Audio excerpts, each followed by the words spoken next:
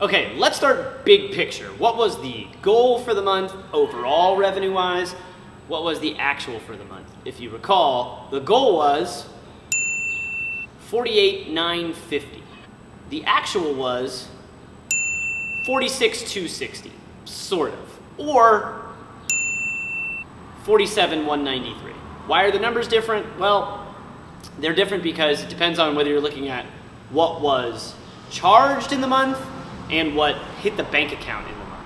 So that lower number, that $46,260, that's what actually ended up in the bank account, not necessarily what was due. So a lot of that number, the difference in that number, is going to go towards May. So about $1,000 head start.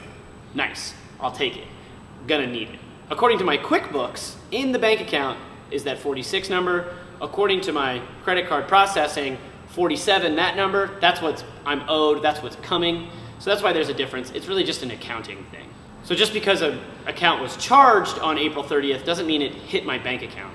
Depending on which way they pay, sometimes it takes a few days to actually run its way through. So what were the membership dues? Well, the goal was $43,950. The actual was $41,993.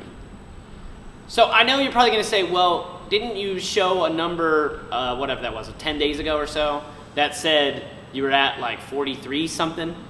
The answer is yes, but I'm just not quite using the same metric.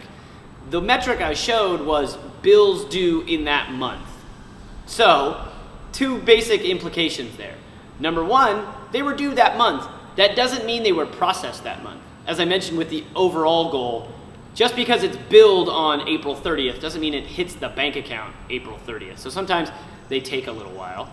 Second implication, just because they're due that month doesn't mean they actually get paid that month. So I have a good sense of who's gonna not pay me. There's bad debt out there that I know people said they would pay and they're not going to. That still shows up as a bill due, just doesn't show up as a bill paid, unfortunately. So that's one of the reasons it's lower. The other is you just run into credit card issues. You know, credit card gets compromised, credit cards expire, whatever it is, sometimes things just happen. So the number will actually get paid in May. That's another reason why some of those numbers are different. So we fell a little bit short of the overall goal.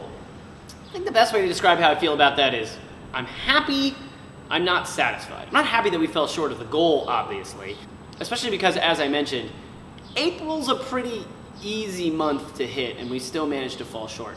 May's gonna get a lot more aggressive. I'm already in the hole, so I'm gonna have to hustle even more to try and get May back on track. I'm happy because we still managed to have one of the highest profit margins we've had in months. So the goal was a little shy. We still managed to make good money. We still managed to be more profitable than we have been in a while. So I can't be angry at that, but to say I'm satisfied is very, very far from the truth. I've got some things in May that are coming up that I'm definitely excited for. I think are going to make a big impact. But that doesn't mean it's going to be easy. There's going to be a lot of work to go. All right, let's talk subleases. This was definitely the one that overperformed. Super happy with the subleases. Remember that the goal was $2,800. The actual was $3,425. So a solid $600. That's what? Almost 25% above where I wanted it to be. That's awesome. I managed to pick up kind of somewhat of a short-term sublease to run that number up a little bit. Definitely helped make up for some of the ones that were lagging.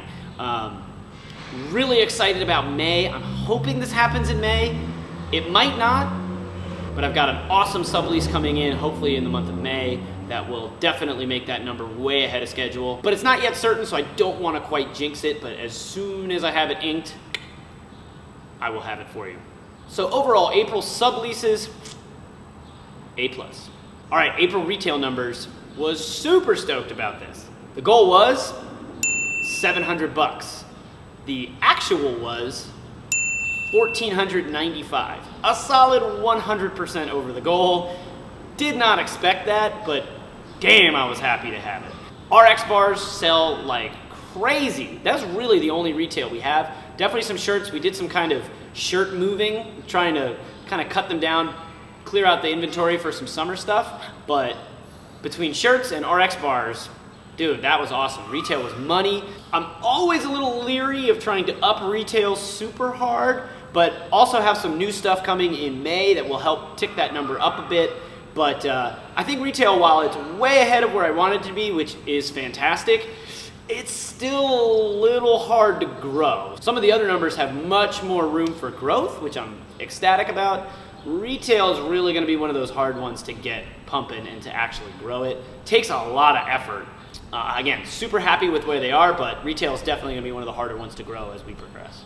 And we'll finish it off with personal training. By far the most disappointing, but I kind of knew that going in. So what was the goal? $2,000. What was the actual? $280. Yeah, I mean, look, this is just one of those, I didn't put much of my effort. A lot more of my effort was going towards the membership side of things, which still fell a little bit behind, but was definitely higher than normal. Personal training is going to be one of those things that I'm going to be investing a lot more time in the future, because the revenue is possible. There's just massive amounts of growth for that. I just didn't put enough time into it. So I'm really hoping, unlike retail, personal training is one that has a super high room for growth, but it's going to take a lot of effort to get it there. The other thing about this, why this number can be a little bit, I don't want to say deceiving, but we sell our personal training in packages. So people buy packages at the front end, which will get reflected in 1 month's revenue, and then not really seen again for a few months. So those numbers ebb and flow pretty hard. So sometimes they can go up dramatically, and then the next month they can be crap. So it definitely ebbs and flows, but not a good month, no way around it.